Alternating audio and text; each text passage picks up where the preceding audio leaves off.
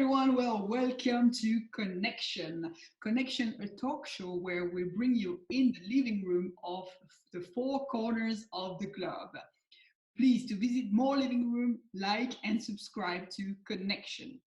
Today we are heading to the living room of Arthur Kippa. Arthur is a business intelligence specialist with 27 years of experience. Arthur is fascinated by data and as well founder of HereThereThinking.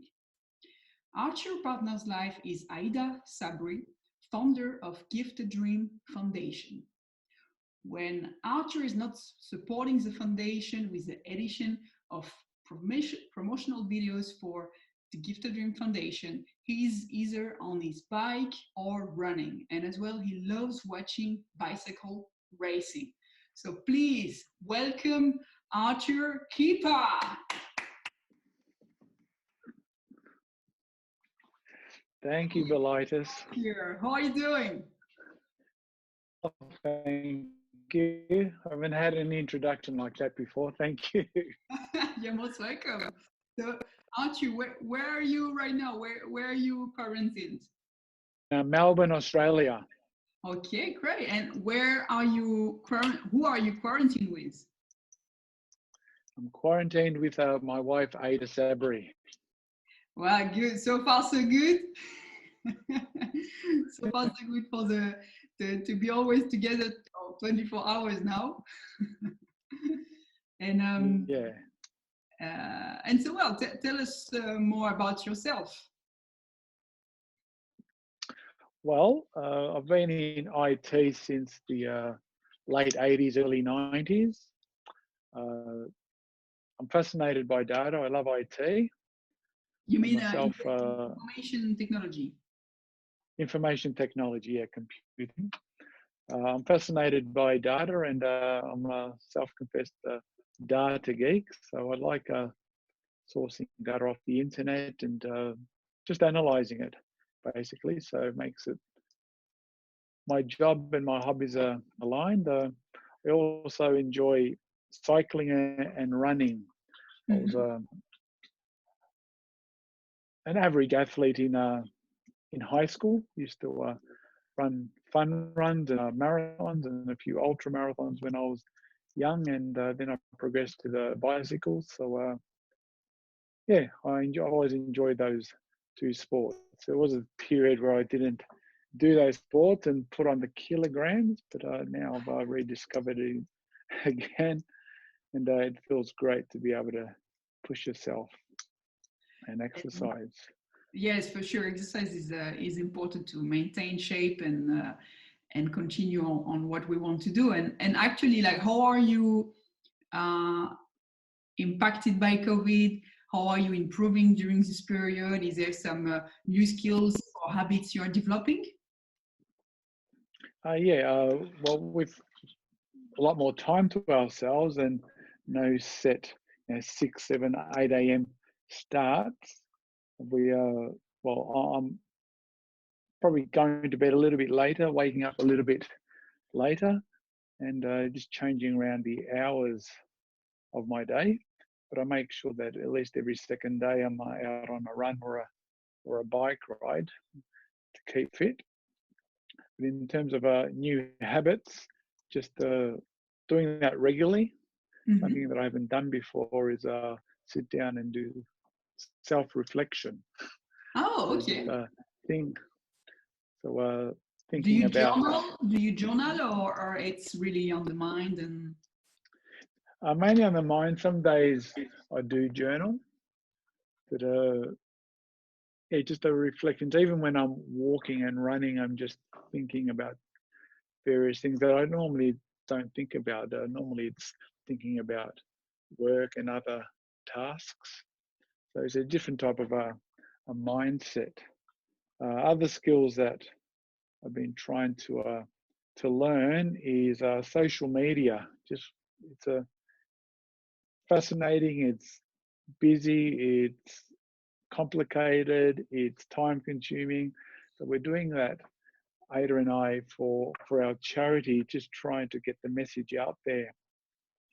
Some of the work that we've been doing, but it's very time consuming and very complex. Reading different websites, what's the best time to post, when to post, multiple times every day, once a week, twice a week. But we still are learning all of that. Trying to also learn about tools that can be of interest to us as well. And actually, explain us further what do you do as a business intelligence specialist? Well, business intelligence is the specialty in being able to look at data. Mm-hmm. Every company has data and organized in such a way that they can ask questions of that data, and informed business decisions can come out of that. So my specialty is in listening to clients, what they want to do in terms of, I'd like to report on revenue, we are losing customers, I'd like to increase sales, I'd like to reduce costs.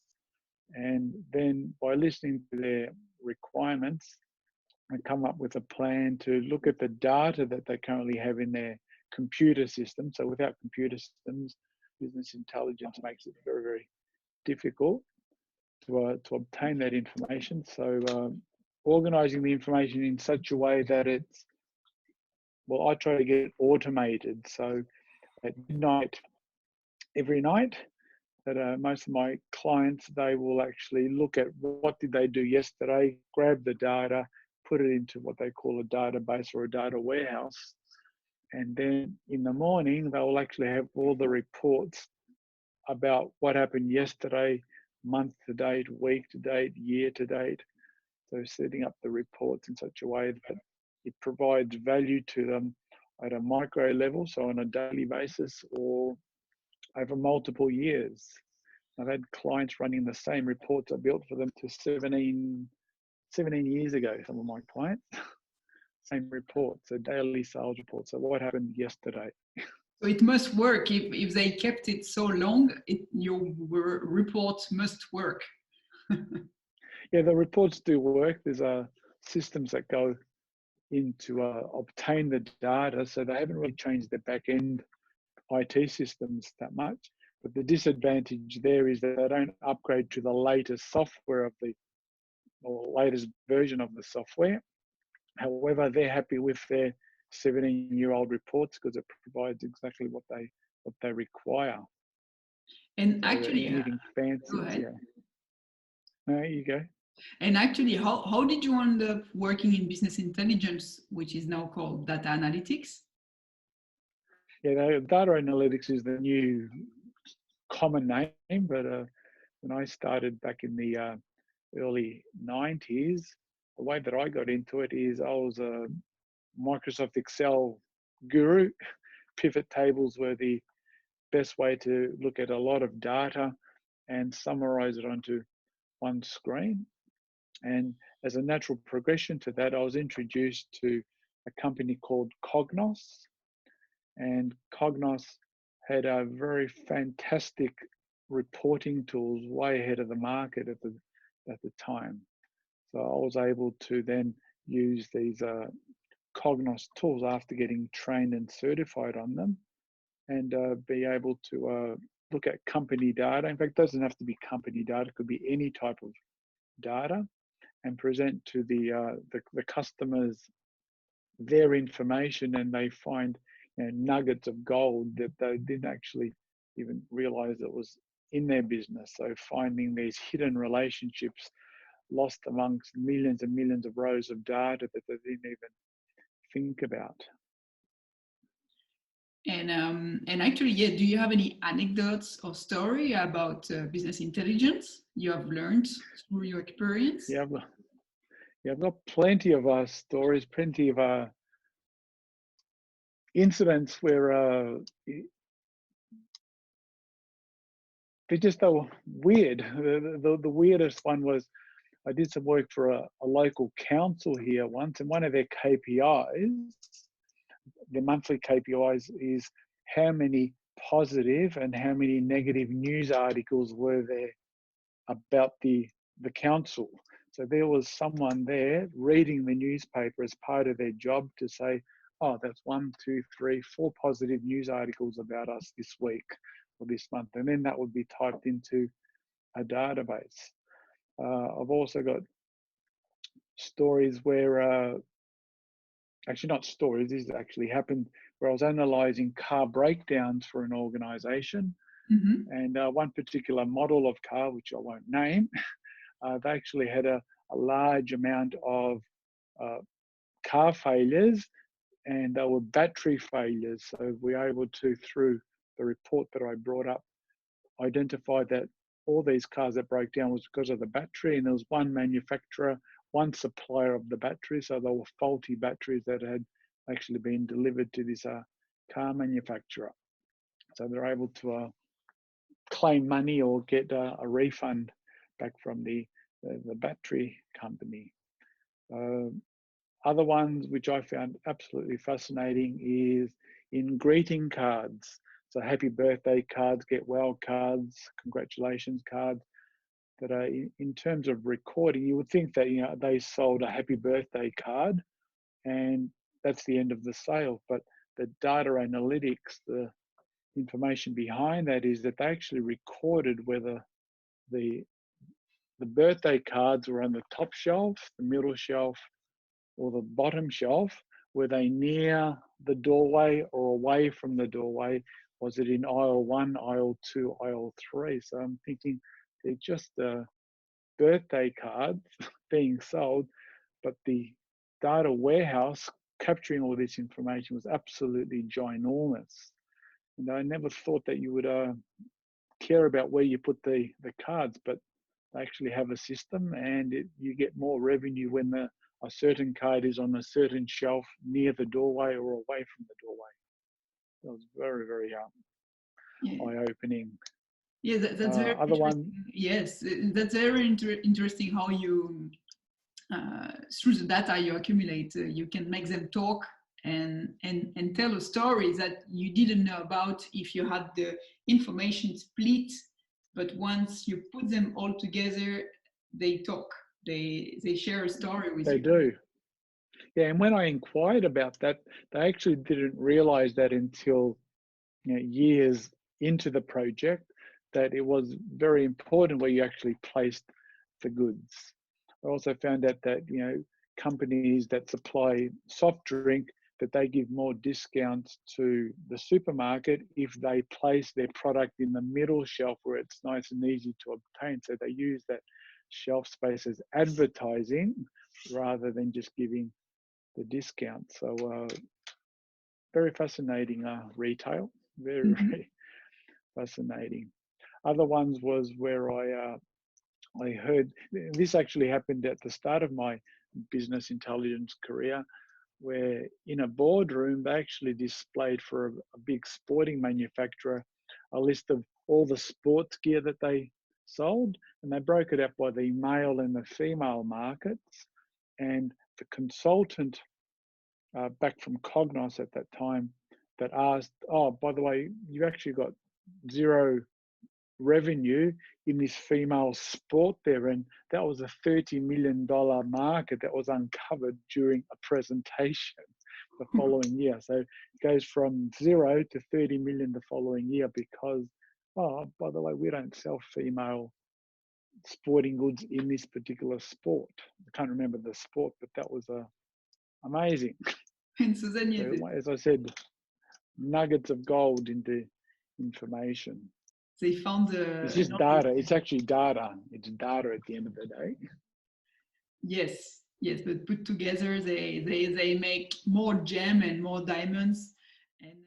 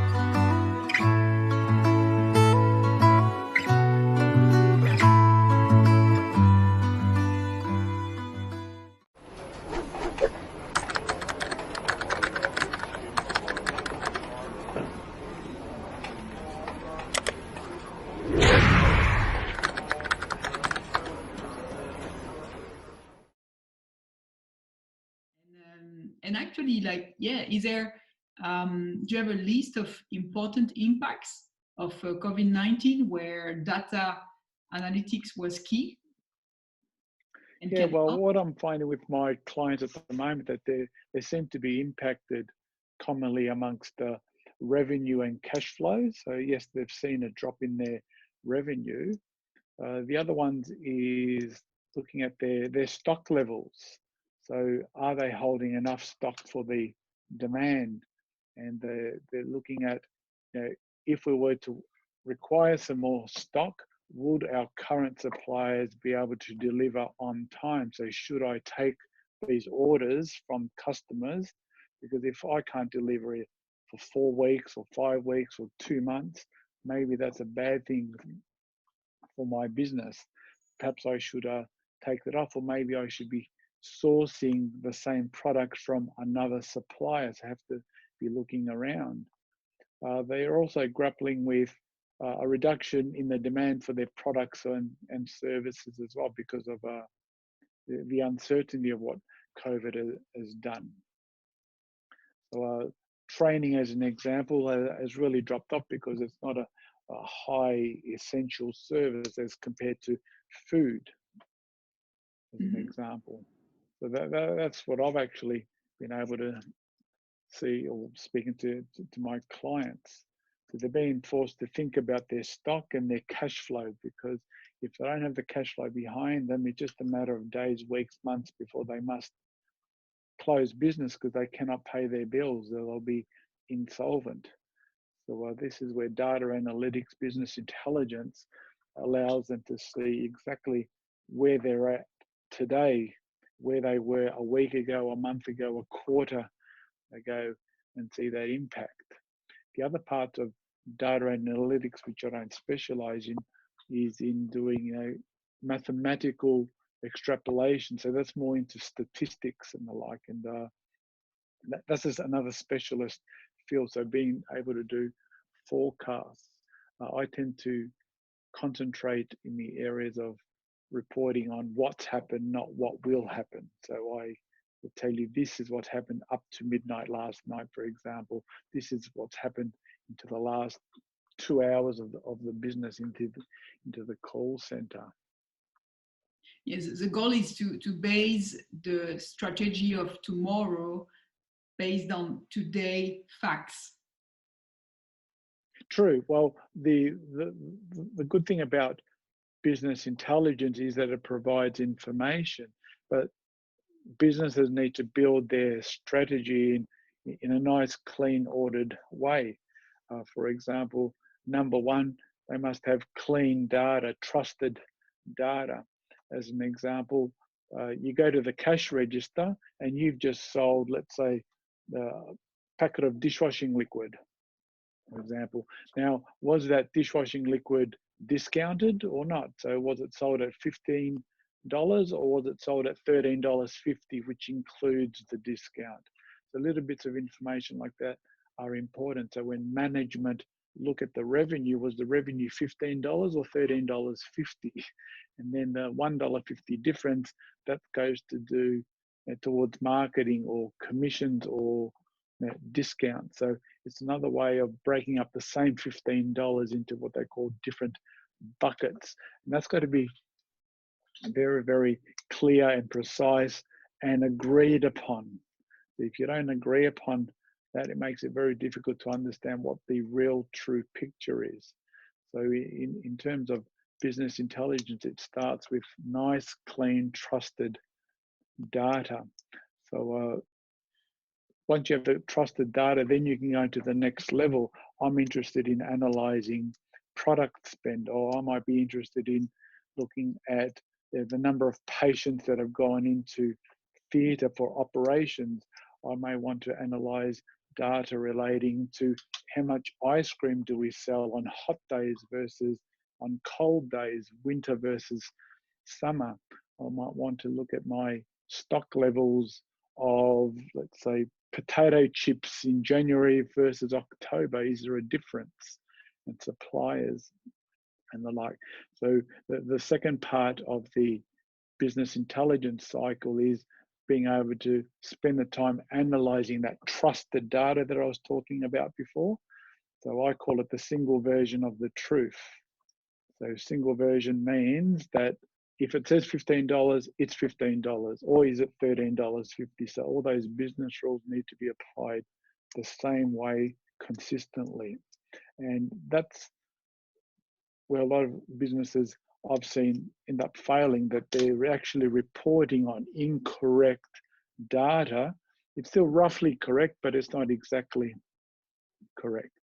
And so then being roughly correct means to roughly results. Yeah, to roughly, absolutely right, correct. So in terms of that second phase of the analytics, which area of the business do you want to analyze? Is the data trusted? Yes, it is. The third phase that I help set up clients with is the report. So do they want a cross-tab report where you have columns and rows? Do they want a chart? Do they want a pie chart? Do they want performance over time? I'm a big fan of performance over time, where you can have, for example, 13-month reports. And 13-month because you're actually going a year before and a month before that. So you're able to see your revenue, your costs over a 13-month period. So you get 4 seasons, you get 13 months worth of data. So that's very powerful. The reports need to be able to be created easily and efficiently. As an example, when I first started, companies, a lot of, if you like, accounting departments were doing end of month reporting. So they would spend about a week and a half, 2 weeks preparing reports for management.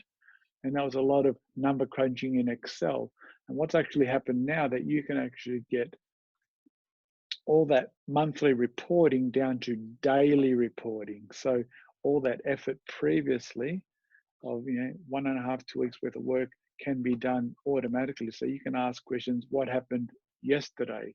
Some call centers, they actually know that when it's time for me to go for a toilet break, I actually have to take off my headphone, log off the system, go to the toilet, come back and log back on, so they can see how many calls you made. Did you convert that call into a sale? So it's just data. It's just so much data out there that it's incredibly difficult to know what's going on. So you need to be structured and targeted. So what is it that you would like to report on? And that's project 1. Get that right. And then it's project 2 might be in a completely different department or area, or different KPI, key performance indicator. But going back to step 1, trusted data, what is it you're trying to look at? And then making the reports easily available to end users. And when I say end users, that could be management, that could be anyone who just wants to know what is going on at that point in time. And Arthur, is there anything else you wanted to add? Yeah, I just think that with what's happening with COVID-19, that businesses really need to be able to quickly identify what's going on with their business. And I believe that it's very important for them to spend time analyzing their business in terms of trusted data once again. So they need to be able to protect their assets. They need to reduce the inefficiencies. They need to respond to the customer requests, because now with COVID-19, where we are now, what we're seeing is that the revenue streams are different. What's happening previously is that you have people walking through doors to get to the cash register to pay for an item. So now a lot more goods can still be ordered, but they're online now. So those retailers closing shop but taking online orders. I see so many commercials now that they can deliver pizza, 0 contact. They just leave it at your front door. So they're being agile with that. So even the workplace's leadership is changing. But at the end of the day, Belighters, as we're all right now, what's worked in the past doesn't necessarily work right now. As an example, during the 2008 financial crisis, they did realize that they weren't measuring all the correct KPIs and metrics. So come a year from now, 2 years from now, they might actually learn from that and see that, oh, we might need to reassess what we're actually reporting on. But it's important that businesses, to be able to survive and push through this, is understand what is going on in their business.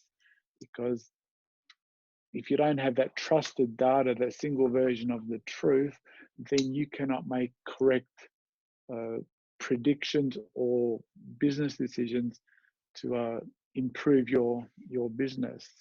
It's sad to see a lot of businesses are struggling and they're having to let staff go.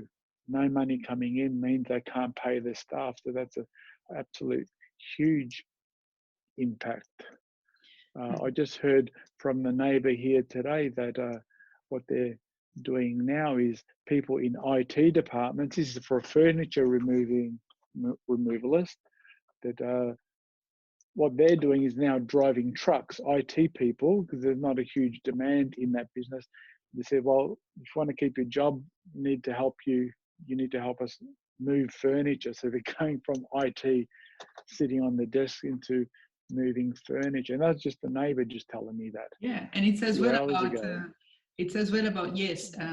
Actually, what you're mostly saying is about what's going on today with the COVID is based on the information you have on your data.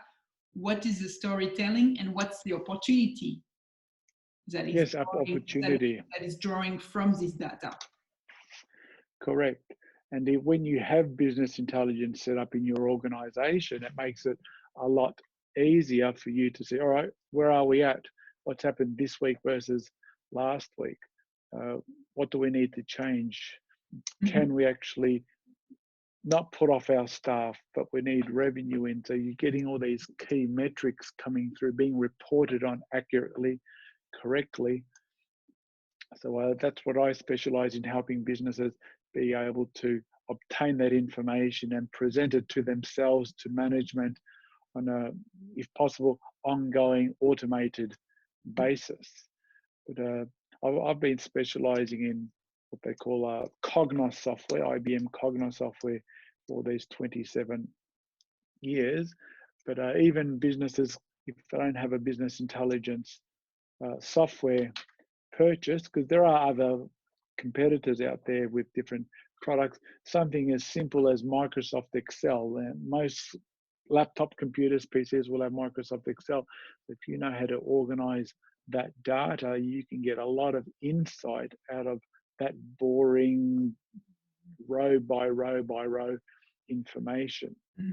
And so, Arthur, for you to support other businesses and to make speak the data of other businesses, how would you like our audience to reach you out, to get to know you more and to see how you could support their own business?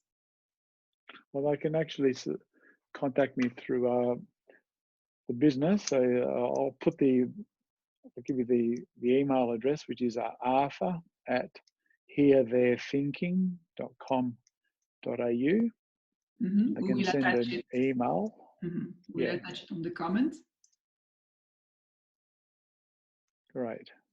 And well, thank you so much, Arthur, for sharing with us your passion for data and for like business intelligence. It's indeed, it's really incredible how we don't realize that the information we have with us,